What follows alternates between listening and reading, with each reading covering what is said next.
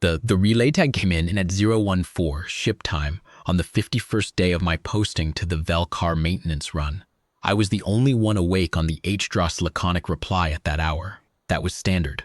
One signals specialist on overnight watch. Everyone else in bunk rotation, because the Vel Kaar debris corridor was about as eventful as a transit log. The corridor had been quiet for centuries. Whatever war had left those wrecks spinning out there in the amber light of the Sen star had concluded, before humanity had figured out rocketry, and the corridor had settled into a long, comfortable arrangement with the silence. Our job was relay maintenance. Swap the transponders, log the drift data, file the corridor health report with the Compact Signals Directorate, who would read it in 6 to 8 standard weeks and send an automated acknowledgement. Then we'd loop back and do it again. I had been doing it for 14 months. I was 19 years old.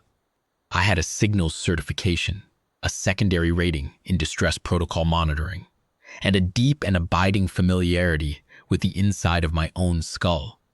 Because there was not much else to be familiar with on a maintenance pass-through, a corridor that nobody visited. The posting paid slightly above the standard specialist rate because of the remoteness, and I needed the differential for my training loans.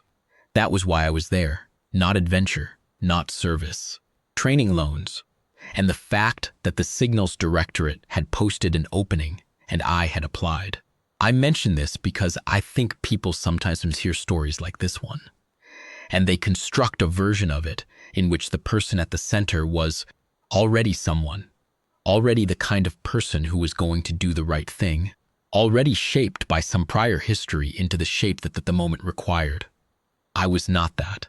I was 19, and I was awake at 0214 because it was my watch, and I was watching the secondary comms board, because watching the secondary comms board was what I did on my watch, and the relay tag came in on channel 9, and I read it because reading the relay tags on channel 9 was my secondary duty, and then I went to knock on the commander's door, because notifying the commanding officer of a received distress signal was in the protocol. That is what happened. The rest of it follows from that. The tag came through on channel 9, the compact distress and emergency relay band, which I monitored as a secondary duty, and which had, in 14 months, produced exactly 2 events. One automated beacon from a commercial drift marker that had burned out its power cell, and one garbled packet from a survey probe that had clipped a piece of the old wreck field and tumbled itself into a spin. Neither had required anything from me except logging and forwarding. The Compact Relay Directorate handled distribution. I handled receipt and transmission. That was the arrangement. This tag was different. I knew it in the first line of the header. The species code was Shareth-Kor. I had to look them up. That tells you something about the posting and about me. The species file came up on my tertiary screen, and I read it while the tag continued downloading. Military cast, lizard-boned, amber gold scaling, and crest ridges along the skull that served as a pressure and emotional display system in their evolutionary heritage, and now functioned mostly as rank marking and involuntary stress indicators. Officer hierarchy, deeply formalized, with a cultural framework built around precision and brevity that the file described as reflecting not contempt for other forms of communication, but rather a considered position about what language was for. They believed, the file said, that words should carry their full weight or not be spoken at all. One of the older members of the Compact, with a vote record going back 400 standard years. They did not send many distress signals. The file noted that the Shareth-Kor considered open distress transmission to be a significant act, an acknowledgement of genuine crisis, not a precaution, not a courtesy. They sent distress signals when they meant them. I read the tag 3 times. The Shareth-Kor cruiser Sketh Delan had suffered a catastrophic drive coil collapse 50 days prior, in the deep reach of the Vel Kaar corridor. Approximately 11 hours of standard thrust from my current relay position. 52 survivors. Life support stable but degrading. Currently at 63% primary function with backup systems compensating. The file noted that the backup systems were designed for 72 hours of emergency use and had now been running for 50 days. Drive was inoperative. Maneuvering thrusters were down to 30% following a secondary failure on day 22. The Shareth-Kor was adrift, pinned in a slow rotation between two pieces of the ancient wreck field, using the wreck's mass as a kind of gravitational anchor to keep from drifting into the debris field's denser interior. The tag had been transmitting for 50 days. I sat with that number for a moment. Not 50 hours, not 5 days, 50 days. 360 hours of waiting in a wreck field, 500 and some kilometers from the nearest relay station, in a corridor where nobody came. Then I pulled up the compact relay queue and found the Shareth-Kor's filing. It was there. Receipt acknowledged on day 1. Routing code assigned. The standard emergency routing code for non-human vessel distress in a low-traffic corridor, which meant it had gone to the Compact Aid Secretariat's intake division, which meant it had been assigned a case number, which meant it was in a queue. I found the queue entry, status, pending allocation review, last updated. Day 11, no action notation since. 40 days. The file had sat in an allocation queue for 40 days, without a follow-up action, without a status change, without anything except the case number and the acknowledgement and the silence. I leaned back in my seat and looked at the status line for a long moment. It did not change. The status lines in compact administrative files rarely changed, unless a person with the right authorization level made them change. And apparently no one with the right authorization level had looked at this particular file since day 11. The queue was long. The corridors were many. The Compact Aid Secretariat had, by its own published figures, some 40,000 open case files at any given time, of which roughly 12% were active, of which some fraction were in low-traffic corridors, where response logistics were complicated and expensive. The math was not difficult. The outcome was also not difficult. I got up and went to knock on the captain's door. Commander Sarah Vance was 43 years old, broad-shouldered, with the economy of movement that comes from 20 years in small ship operations. She was not particularly pleased to be woken at 0214. I could see that in the set of her face when she opened the door, but she was also not the kind of person who let displeasure interfere with assessment. She stood in her doorway in her off-duty coverall and took the tablet I offered and read the relay tag. Then she read it again. Day 51, she said, not as a question. Yes, ma'am. 52 survivors. Yes, ma'am. Backup life support. Designed for 72 hours. They've been running it 50 days. She was quiet for a long moment.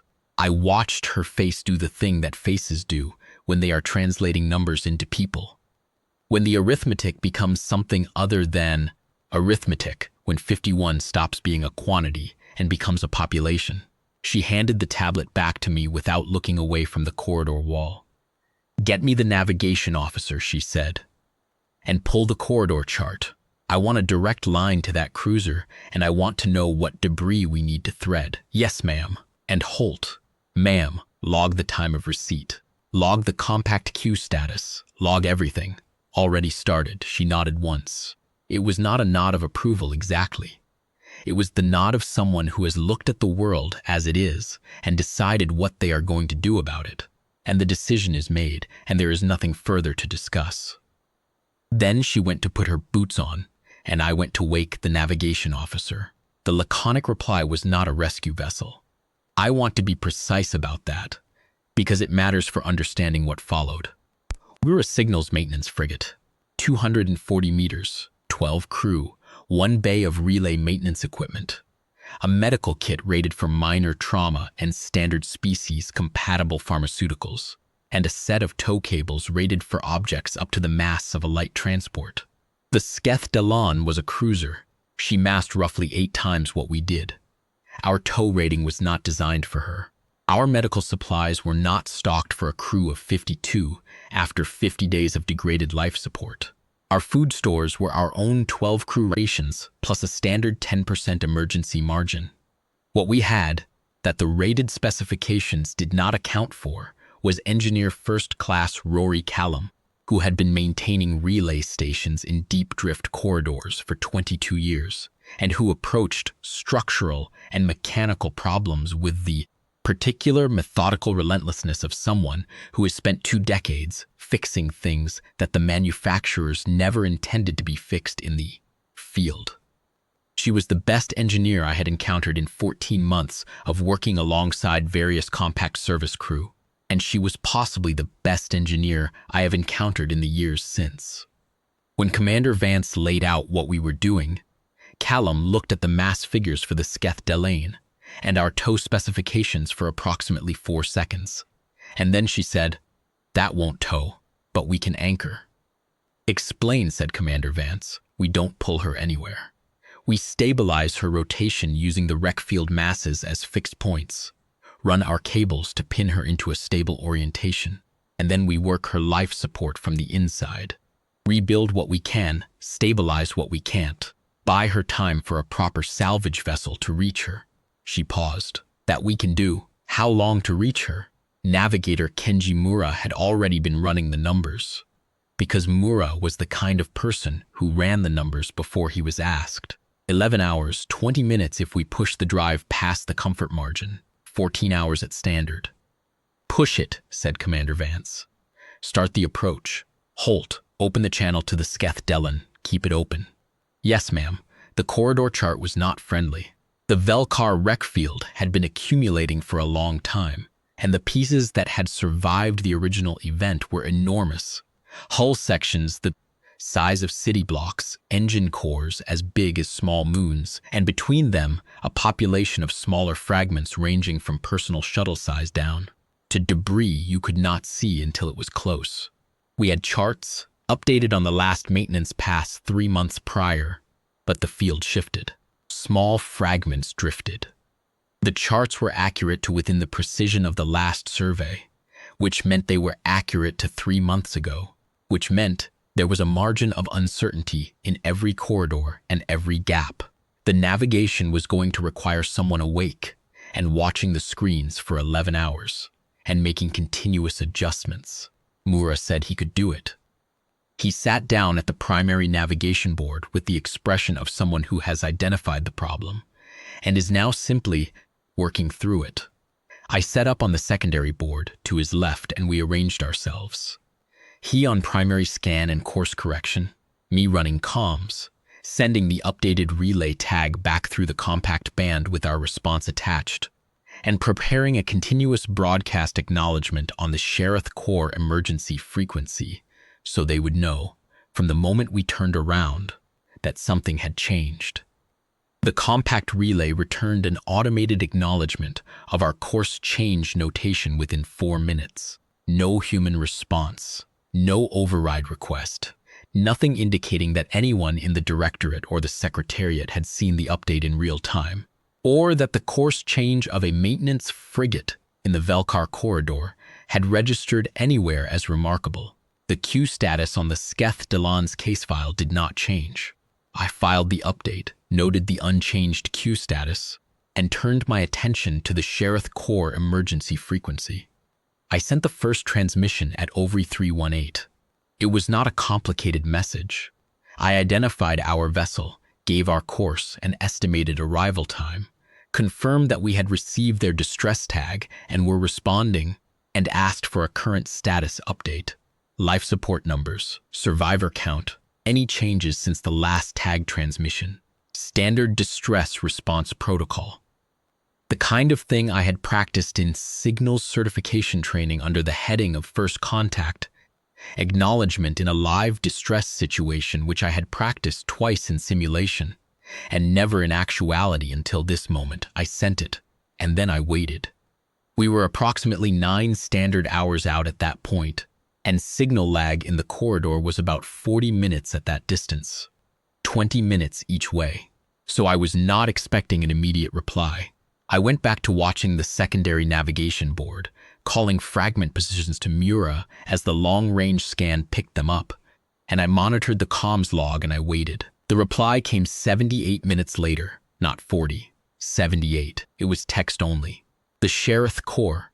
I had learned from the species file, had a spoken language register for formal communication and a distinct written register for official documentation, and they kept the two largely separate. Spoken language was personal and high context. Written language was formal and precise, intended to carry meaning across time and across the gap between what one being could express and what another could receive. Distress communication, per their protocol, was written. What I received was written in compact standard, which was the Shareth-Kor operator's second or possibly third language, and the translation had the slightly over-formal quality of someone who has learned a language carefully from documentation. Every construction technically correct, slightly more complete than a native speaker would bother to be, the way a formal letter reads compared to a conversation. It read, "Signal received. This is Fleet Scar Vetheron, Commanding Officer, Cruiser Sketh Delan, operating under emergency command protocols following loss of senior officers in the drive coil event.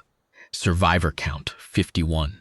We lost one crew member on day 37. Life support at 59% primary function. Backup systems remain operational. We have food and water reserves for approximately 20 more days at current consumption management. We ask confirmation of vessel type and complement.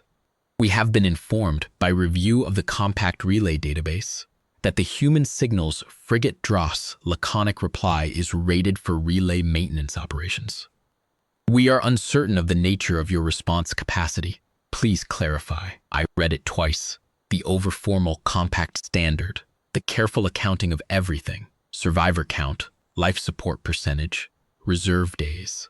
The polite but direct question about our response capacity. The note that he had pulled up the compact relay database and looked us up to understand exactly what was coming before he let himself have any particular reaction to it.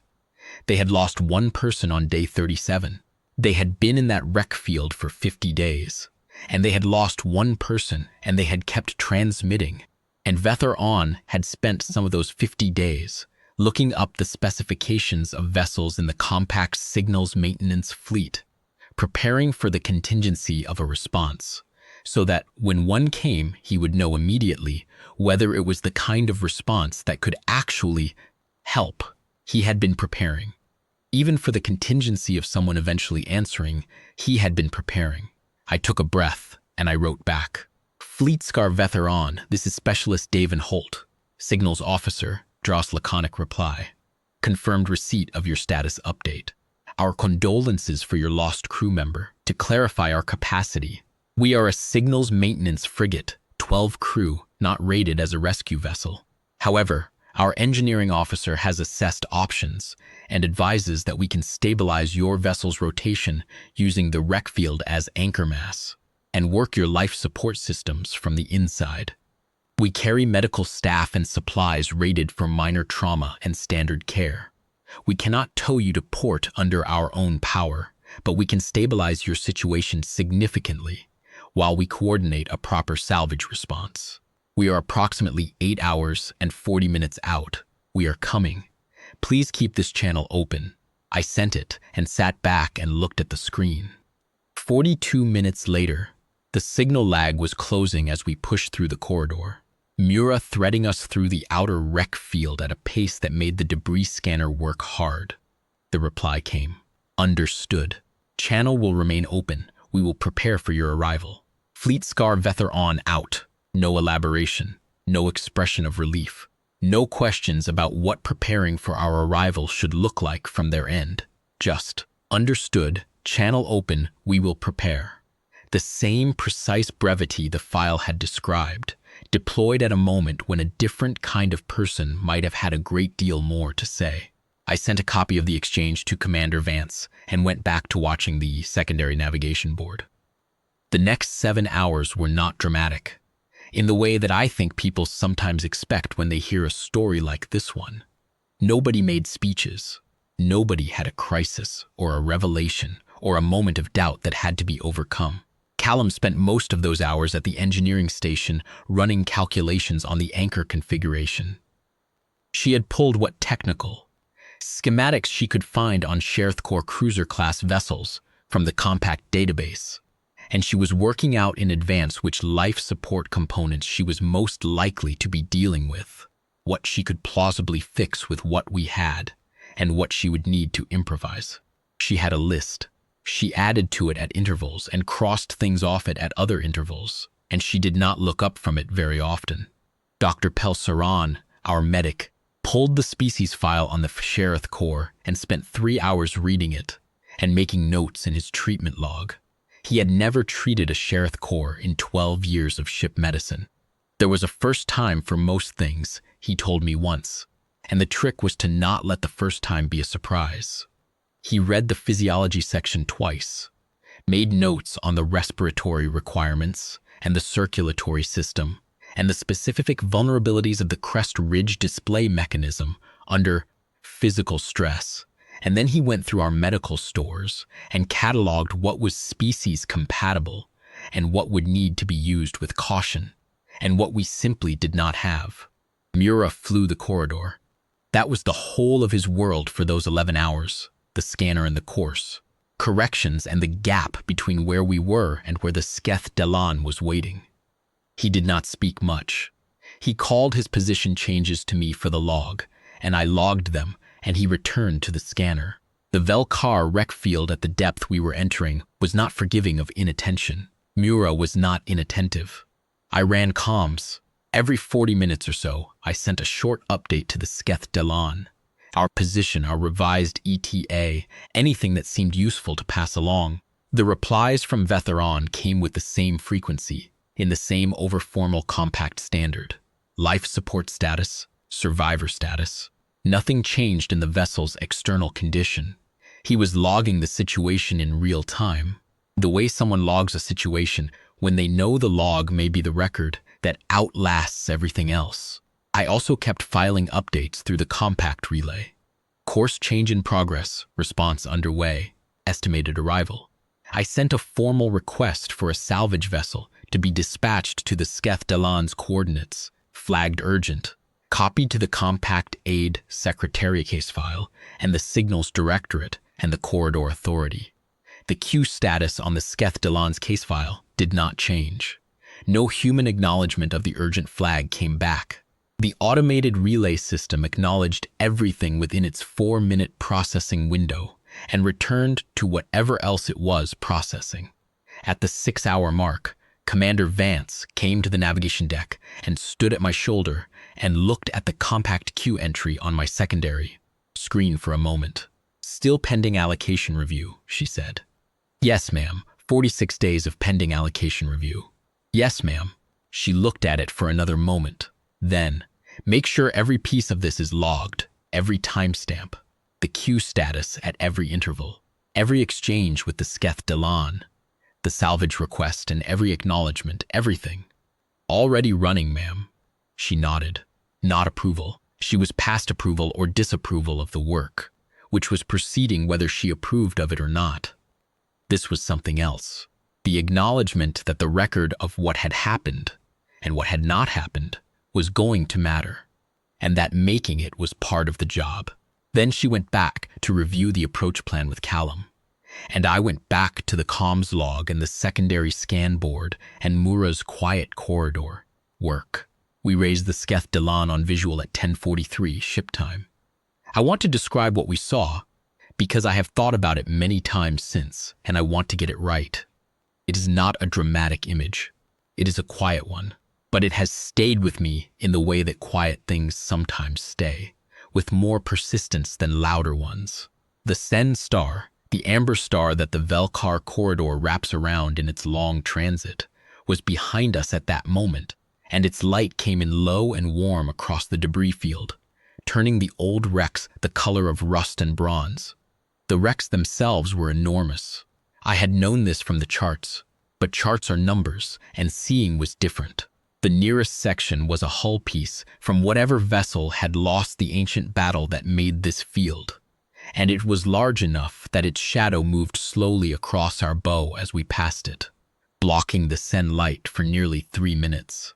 It had been spinning in its slow fractional way for centuries. Whatever species had crewed it were gone or changed, or so far from their old selves that they would not recognize the remains. The wreck did not care. It spun.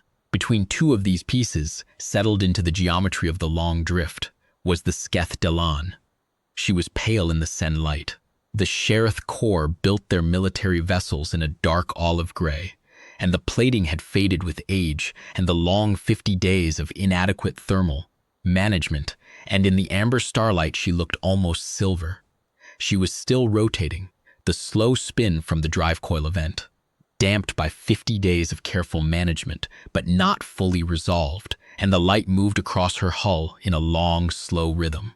She was caught between the two wrecks, like something that had come to rest there deliberately, which she had not, but the effect was of a settled thing, a thing that had decided to stay and wait. There were lights in her forward viewports. Someone had kept the lights on. I noticed this before I noticed anything else about her. The small brightness of the viewport lights against the ambient amber of the Sen illumination, steady and even, as if the lighting watch had never been altered from its normal schedule, as if the lights going on and off on schedule was important enough to maintain even now. Maybe it was. Maybe maintaining the normal schedule of the ship was part of what had kept 51 people intact for 50 days. I did not ask. There are some things you understand without asking. Mura brought us in slow on the port approach, threading between the wreck sections with the kind of careful, unhurried attention that is the real definition of skill. Not speed, not drama, but the accumulation of correct small decisions, one after another, without missing one. I was running the comms board, and I sent a final approach notification, and Vel-Kar replied in 40 seconds. Signal lag was under a minute at this distance, with docking guidance. The Shareth-Kor's docking systems were on backup power, but they were functional. Someone had kept them functional because someone had made a list of what needed to stay functional. And docking systems were on the list. The dock was not designed for a signals frigate. The Shareth-Kor was a cruiser. Her docking collar was sized for vessels of her own class or for military transports. We were too small by a significant margin. Our forward airlock collar did not match her docking collar in diameter or interface spec. Callum had worked out the solution in the 7 hours of transit, a flexible coupling, improvised from relay maintenance equipment and our own docking seal inventory, that would let us press our forward airlock against their collar and hold a pressure seal with our own airlock as the primary barrier. It would not be rated. Callum said it would hold, and in 22 years in the deep drift corridors, she had not yet been wrong about what would hold and what would not, and I did not know enough about the physics of improvised dock couplings to second-guess her. It took 40 minutes to seal and pressure test. The whole crew was suited, standard protocol for a novel dock, and I was at the airlock with the boarding party while Mura stayed on the navigation deck to monitor the approach geometry and the anchor cable deployment. Callum had her tool case under one arm. Saron had his medical kit. Commander Vance had the approach manifest and the technical schematic. Callum had pulled on Shareth-Kor life support architecture. When the pressure equalized and the inner door opened, the Shareth-Kor were already assembled in their forward airlock bay, 51 of them, lined up in something that was almost a formation, not quite, because some of them were being supported by others, and 2 were on carry frames that had been moved into the bay for this, and several had the crest ridges of their skulls flattened nearly to the point of invisibility, which the species file had told me was a stress and exhaustion indicator significant enough to be involuntary. But it was as close to a formation as 51 people in their condition could manage. They had formed up. They had decided, whatever the state they were in, to form up and receive us. Fleetscar Vel-Kar was at the front. I recognized the rank insignia from the species file, a specific pattern of scale marking on the collar ridge, a deep amber banding that indicated the officer class within the military caste. He was tall. Shareth-Kor were generally taller than humans by a significant margin, and Vel-Kar was tall even for his species. with the particular lean density of someone who had spent a long career in variable gravity environments. Muscle built to economy rather than mass. His scales were the amber gold of the military caste, darker along the spine, lighter on the face and throat. The crest ridges above his eyeline a deep copper brown. Those ridges were flat, not slightly flat, completely flat, pressed to the skull to the point where in dim light you might not have known they were there. The display system had run out of reserve for modulation. His eyes were remarkable. Shareth-Kor eyes, the file noted, were structured for wide-spectrum visual acuity. A deep amber gold iris with a vertically slit pupil that in standard lighting conditions contracted to a narrow line. In the pale backup lighting of the airlock bay, after 50 days of managed degradation, his pupils were wide, and when the lights from our suits hit them, the pupils caught the light and held it, the way amber holds light when it is old and clear. He looked at us, and he did not say anything immediately. Commander Vance gave the compact greeting, species neutral, as specified in protocol, and Vethar-On returned it in compact standard without pause. Then Vance said, "We're here. Let's get your life support first, everything else after." Vethar-On said, "Yes," one word. Not relief, or not only relief, but the sound of someone who had been holding something very tightly for a very long time, and had just, by one precise degree, loosened the grip. Callum was already moving past both of them toward the engineering access corridor, tool case under her arm, and one of the Shareth-Kor engineers fell into step beside her without being asked. Apparently, Vethar-On had thought about the sequence of events and positioned his people accordingly. Saran was setting up triage space in the airlock bay, working with two of the Shareth-Kor crew who had medical training. Commander Vance and Vethar-On moved toward the bridge to work through the systems. Assessment. I stayed at the airlock and ran comms. The life support systems of the Sketh Dalan were, as the successive status reports had suggested, in a state of controlled decline. Callums described it to me later in the precise, undramatized way she described everything. The backup systems had held for 50 days, because the Shareth-Kor engineers had been managing them at the component level, manually compensating for failures in the automated control pathways, doing by hand what the ship's systems were designed to do autonomously. When a circulation pump failed, someone went in and cycled it manually at intervals timed to keep the flow adequate. When a filtration membrane started to degrade, someone rerouted the flow path through a secondary membrane not rated for that volume and monitored it continuously to catch the moment before a cascade failure. When the atmospheric mix regulation drifted, someone adjusted the input valves by hand, twice a shift, every shift, for 50 days. They've been keeping her alive the same way you keep a very old, very tired machine running. Callum told me. You don't fix it. You keep your hands on it all the time, and you compensate for every small failure before it becomes a large one.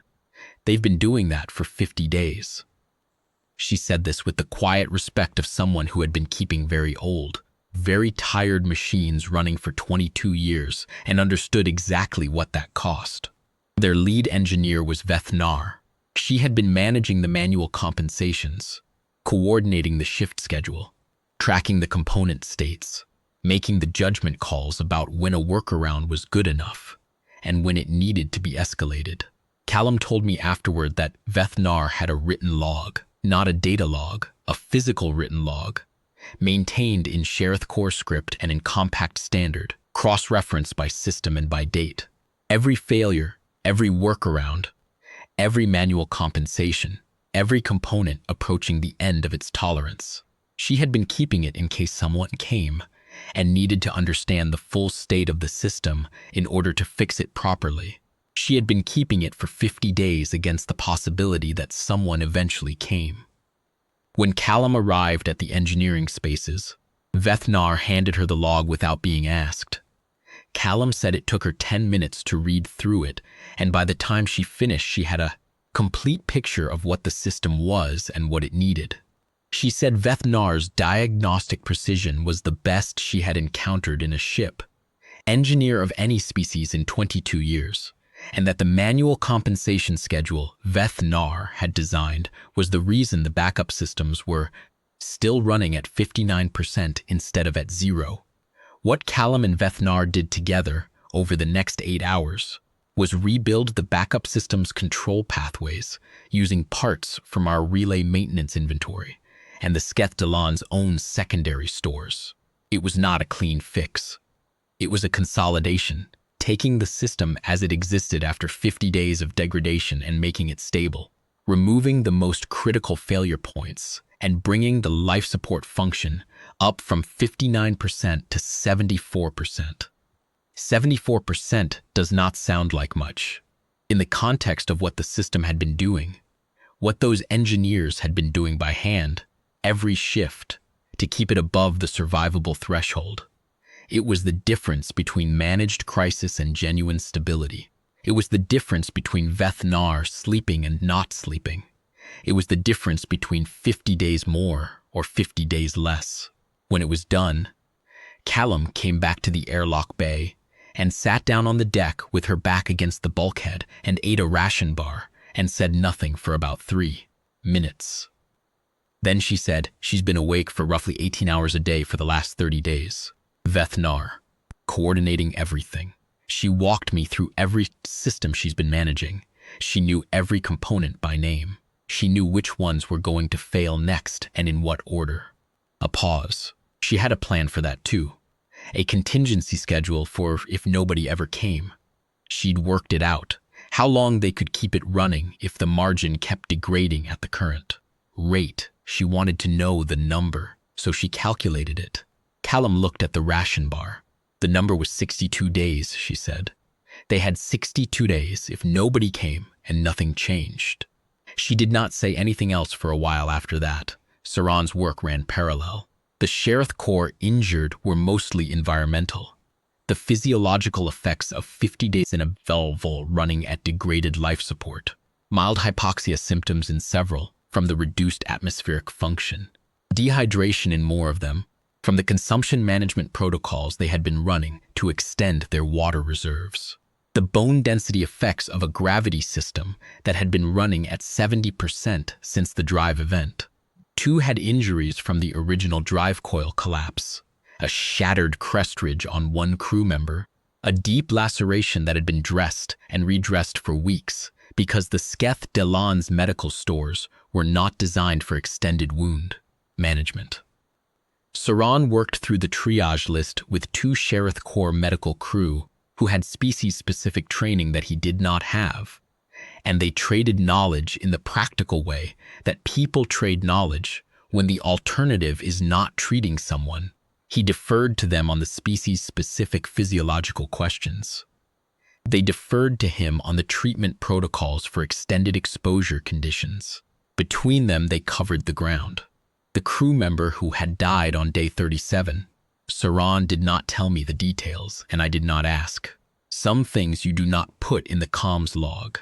Commander Vance spent most of those 8 hours on the bridge of the Shareth-Kor with Vel Kaar, working through the situation assessment and the anchor configuration. The tow cables could not move the cruiser. That was still true. But Callum's anchor plan was viable, and Vance had the navigation data from Mura to make it work. They ran cables from laconically replies forward anchor points to 2 of the large wreck sections flanking the Shareth-Kor, using them as fixed masses to pin the cruiser's slow rotation into a specific orientation, one that put her solar-facing attitude optimal for the passive heat absorption that had become part of her thermal management picture, now that the active systems were compromised. It was a solution that I could not have imagined at 214 when I first read the relay tag. Using the ancient wreck field, the wreck of a battle fought by species possibly extinct, as a scaffold for keeping 51 Shareth-Kor alive. The galaxy makes unexpected use of its debris. Throughout all of it, I ran comms and I logged everything. Every update sent, every reply received. I filed another salvage request, flagged urgent, with the new life support numbers and the anchor configuration documented. The compact relay acknowledged it within its standard window. At some point in the middle of our 8th hour docked, the queue status on the Shareth-Kor's case file changed from pending allocation review to active case management. I logged the time. No human contact followed the status change. At the 14th hour, 6 hours after the life support stabilization, 2 after the anchor configuration was complete and load tested, Commander Vance called the crew together in the Shareth-Kor's forward airlock bay. All of the laconic replies crew, all of the Shareth-Kor who were ambulatory.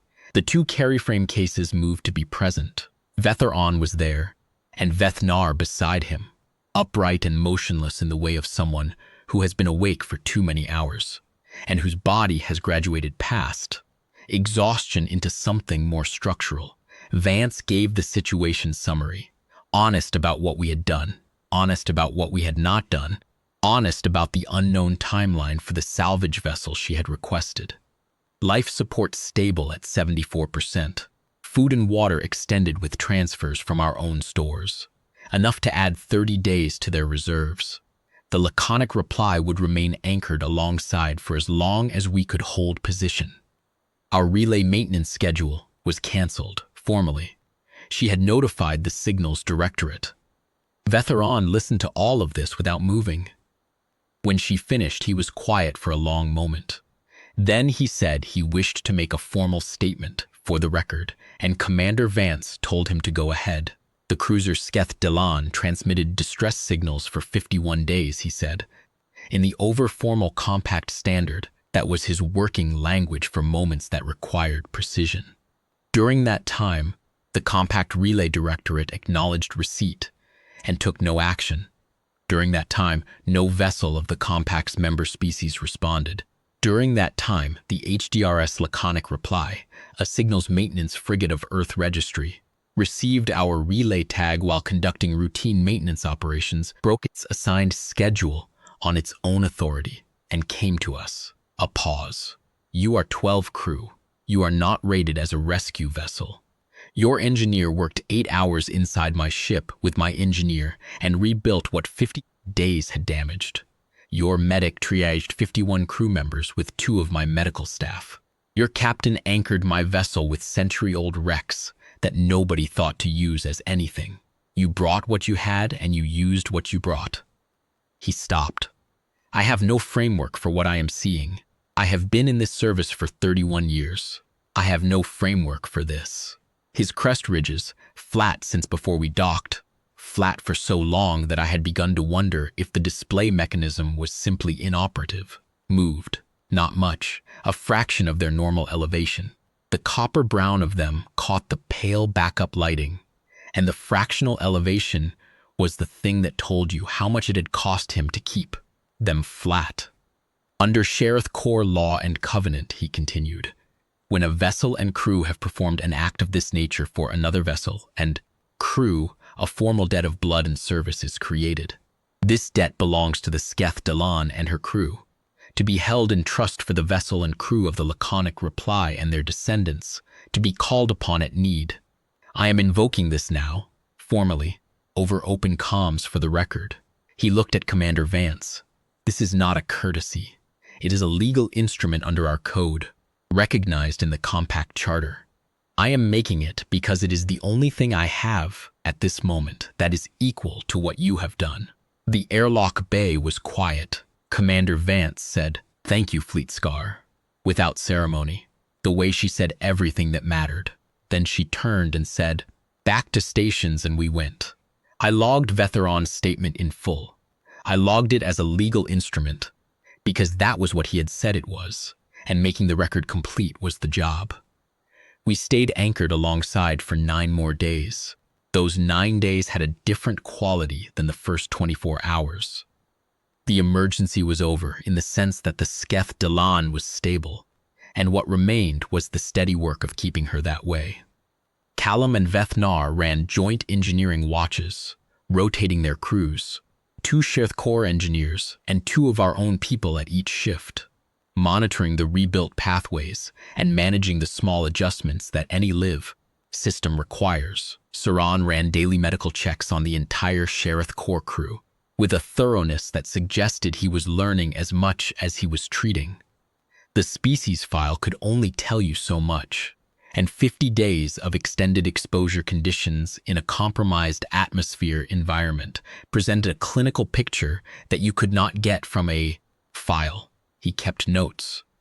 He asked questions through the Shareth-Kor medical crew when the translator was insufficient for the precision required, and they answered with the same careful completeness that Vel-Kar brought to everything. I ran comms. I sent daily status reports through the compact relay band and daily salvage vessel tracking requests and daily updates to the Q file. The Q status read active case management throughout, which was an improvement. On day 4 of our anchor, a human response arrived in the compact relay band, a brief message from a duty officer in the Aid Secretariat's Corridor Management Division, acknowledging our response and confirming that the Vel Kaar had been dispatched on day 3 and was en route. Estimated arrival, 6 more days. I logged the timestamp of that message against the timestamp of the distress tag's original receipt, calculated the total time from first signal to authorized salvage dispatch, and included the result in the daily status report without comment. The 9 days gave me time to observe the Shareth-Kor in a way that the first 24 hours, with their compression of urgent work, had not allowed. They were a precise people, not cold. I had worried, reading the species file, that the emphasis on brevity and formality would translate to something remote, something difficult to be alongside, but precise in the way that people are precise, when they believe that precision is a form of respect. When a Shareth-Kor crew member wanted something from one of us, they asked for it in exact terms. When we asked something of them, they answered in exact terms. There was no hedging, no social softening, no deployment of words that did not mean what they were supposed to mean. After 14 months of compact standard diplomatic communication, in which a great deal was said imprecisely so that everyone could agree without having to commit to anything, it was like stepping into a different kind of air. Vel-Kar himself I saw at a distance during most of those 9 days. He was occupied with his own bridge work, the administrative consequences of the drive coil event, the crew documentation, the communications that his command required him to generate. We passed in the coupling corridor twice, and both times he acknowledged me with a brief word in compact standard that his translator rendered as something close to "all is well," which was a Shareth-Kor courtesy, I was told by one of the medical crew. That was not exactly equivalent to the compact standard phrase, but carried a meaning something like, "The situation is being managed correctly. There is nothing that needs your immediate attention. You may continue as you are." A reassurance and an acknowledgement folded together into something shorter than either. On the morning of the 7th day of our anchor, Vel-Kar came to the comm station where I was working and stood beside the board for a moment without saying anything. I looked up. She was taller than me by a significant margin. Most of the Shareth-Kor were. And in the corridor light, her scales were the amber gold of the engineer's caste, slightly darker than Vel-Kar's, with the marks of her technical rating along the collar in a precise geometric pattern. Her crest ridges, which had been flat on the day of arrival, were elevated slightly. Not the dramatic display of formal emotion, but the small, involuntary elevation of someone whose system had recovered enough reserve to modulate again. She said, in very careful compact standard, "Your engineer." "She worked correctly," I said. "She's very good." Vel-Kar considered this for a moment. "She worked correctly," she said again, as if precision required the repetition. I gave her the log, and she read it. And then she asked 3 questions, and the 3 questions were the right 3 questions. I have worked with other engineers from other species who were given the log and asked many questions because they did not know what the important things were. A pause. "She knew what the important things were," I said. "I'll tell her." Vel-Kar gave a single slow nod and went back to the engineering access corridor, and that was the entire conversation. I did tell Callum later. Callum received it in the way she received most things, quietly, with a nod, without expanding on it. Then she went back to the shift schematic she was reviewing. Some people carry commendations outwardly. Callum carried hers inward, into the work, where she kept everything. The salvage vessel, the Shareth-Kor, out of the compact way station at Vel Kaar Outer Reach, proper salvage rated, cruiser capable, arrived on the 10th day. The handover ran through the afternoon. Technical briefings, system documentation, anchor transfer. The salvage crew came aboard the laconic reply, briefly to review Callum's work, and their lead engineer looked at the rebuilt pathways and the improvised coupling and the anchor configuration and said something in a language I did not have, and Callum's translator rendered it as, "This is not standard." Callum said, "No, it isn't." He looked at her for a moment, and then at the work again. "It will hold," he said. "Yes," said Callum, "it will." On the morning of the 10th day, before the handover was complete, Vel-Kar came to the laconic reply's forward airlock. I was there alone. Commander Vance was in a technical meeting with the Shareth-Kor's captain. Vel-Kar stepped through the coupling into our forward corridor, alone, without an aide, and he stood in the corridor, too tall for it, crest ridges nearly at the overhead, and he looked at me with the wide amber pupils. The crest ridges were elevated, not fully. The full display was a formal and extreme expression in their culture, reserved for ceremonies and for the most significant moments, but noticeably, the copper brown of them in the corridor light was the first time I had seen them elevated since we arrived. He said, "You were the one who sent the transmissions. I know from the sender designations." "Yes. You sent the first transmission at 0318. I did not reply for 78 minutes. "I know. The delay was not mechanical," he said. "The channel was functional. I delayed because I did not believe it. We had been signaling for 51 days.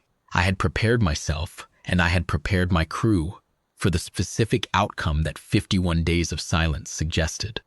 When your signal came, I did not know how to hold it. I checked the source codes twice before I was willing to accept that you were a real vessel, giving a real response." He paused. "That is the truth of the 78 minutes. I wanted you to know it. I didn't say anything. There wasn't a response in the protocol handbook for this. I have thought about what to say to you since the first day you were docked," he said. "I have said the formal thing over the open channel for the record. That was the right thing, and it is done. But this is different."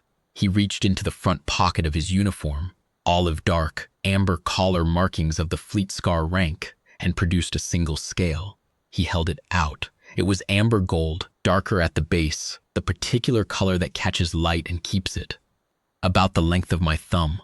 It was very smooth and heavier than I expected, more than the size explained. "Among my species," he said. "This is given when formal words are not sufficient. The blood depth is already in the record. It belongs to the vessel and crew. This is personal. It is given to the individual." He looked at the scale, and then at me. "I do not know your customs for this. I know that I want you to have it. I took it. It was warm." "Thank you," I said. The words were inadequate. I said them anyway because they were what I had. He looked at me for a moment. Then he said something in Shareth-Kor, primary register, not compact standard. 7 or 8 syllables, in a voice that had a resonance to it that his compact standard did not carry. Something in the lower registers. Something that felt as though it was meant to travel farther than the corridor, farther than the moment. I did not know what it meant. I had no translator set for Shareth-Kor primary register speech. I logged it phonetically when I got back to the comms board. I noted that it was primary register speech, content unknown. I never found out what it meant. The handover completed at 1547. The Shareth-Kor took custody of the Sketh-Delon formally. The anchor cables transferred to the salvage system. The laconic reply's medical stores were inventoried, and the transferred portions logged as aid in kind for reimbursement through the Secretariat. A process that, in my experience of compact protocols, would take between 6 and 18 months. We undocked from the improvised coupling at 1623. Mura took us out of the debris corridor on the reverse of the approach track, the same wreck sections, the same amber light. I watched the Shareth-Kor on the aft visual until the wreck field closed in behind us.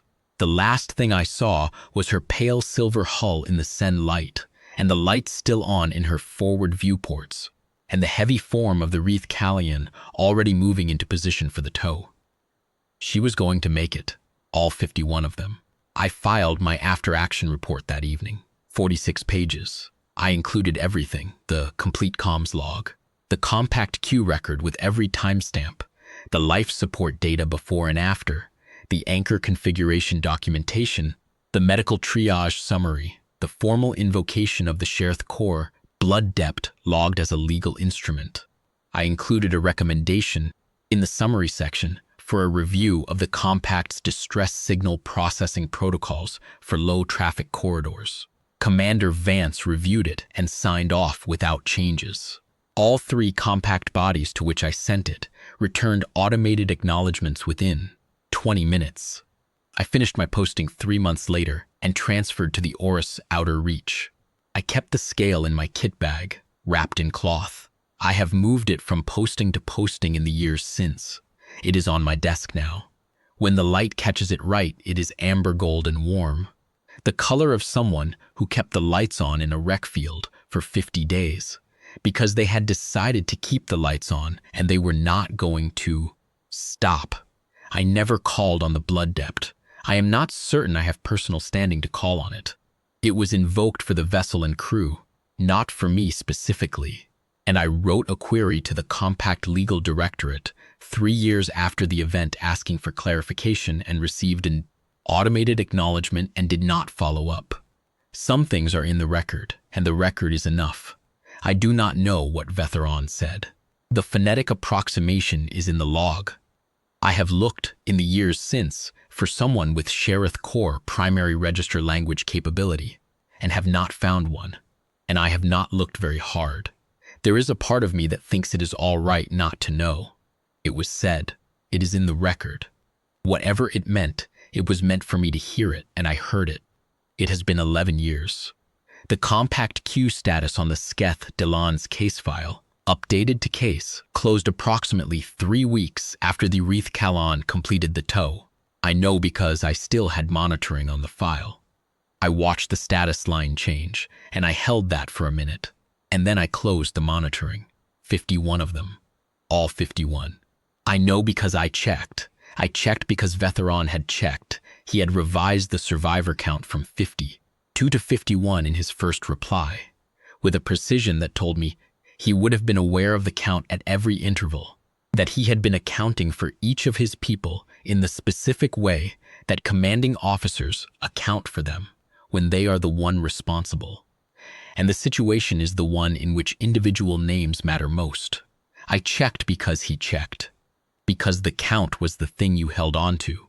In a wreck field, in the amber light of a star, nobody visited, while the backup systems ran and the queue status did not change, and the days accumulated to 50 and then to 51, and then to the morning, a small human frigate broke the dark. What I remember most, in the way that things settle into memory when they have had years to settle, is not the approach or the work or the formal statement over the open channel. It is the 78 minutes. Vetheron waited 78 minutes before he replied because he had spent 51 days sending signals into silence, and he had made his preparations for the specific outcome that 51 days of silence suggests. And when something broke the silence, he checked the source codes twice before he let himself believe it was real. I was 19 years old in a posting I had taken because of training loans. I knocked on the commander's door because the protocol said to notify the commanding officer of a received distress signal. She turned the ship around because that was what you did when there was a distress signal and you were close enough to respond, and you were the only one who was. Callum rebuilt the life support pathways because Vethnar handed her a written log and the problem was solvable, and solvable problems get solved. Saran ran the triage because he had spent 3 hours reading the species file and he was ready, and being ready was the job. Mura flew the corridor for 11 hours because he was the navigator, and flying corridors was what navigators did, and this one needed flying. There was no decision to be something. There was just the work, and the work was in front of us, and we could see what needed to be done, and we did it. I do not know if anyone in the Compact's allocation review system read my report. I made the recommendation. I documented everything. The 40-day queue, the 51 days of silence, the 12-person signals frigate that was not rated for rescue turning around in the Vel Kaar corridor at 2 off, because the protocol said to notify the commanding officer of a received distress signal, and the commanding officer, when notified, decided what to do. The record is complete. That has to be enough, and most of the time it is. The scale is on my desk. It catches the light the way amber catches light, takes it in, holds it, gives it back a little warmer than it received it. It has been 11 years and it still feels warm. Vetheron waited 78 minutes, and then he let himself believe it, and it was true. That is the whole of it. That seems like enough.